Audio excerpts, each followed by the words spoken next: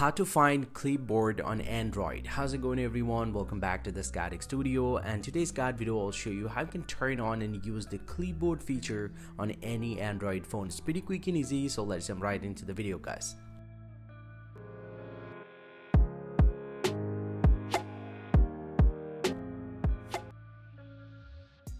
So now to find the Clipboard, first thing first, you just need to open up the keyboard on your Android phone. So let's open up the keyboard first. So you'll get to see the keyboard, and at the top of the keyboard you'll get to see the clip icon. Every keyboard has this feature, so you can tap on this Clipboard icon and he'll get to see the Clipboard. Make sure to turn on this option. You can tap on turn on, you'll get to see it's enable, and here you get some of the tips right over here. So you can tap on this pen icon, and also you can select these items from here, and also you can tap on this plus icon in order to add a new clip. And also for more understanding, if I go to a website and if I copy a text from here, let's say I'm gonna copy this text.